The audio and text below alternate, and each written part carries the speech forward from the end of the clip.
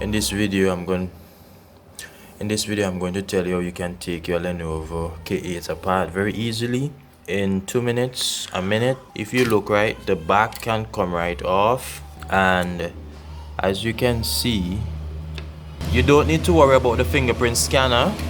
What you need to do, you need to remove the SIM trays from the back right here, and what you need to do, you need to use the plastic tools to take apart the back, and you can also use a metal tool like this as well to help you on the edges.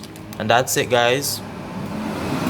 Anything that you need to do: replace your battery, replace your screen. You can see this cable here for the screen, the ribbon for the button, and you can remove the screw here for the battery as well. You can remove this whole part here. So that's how you can take apart your K8 Note under a minute. Do like, share, and subscribe.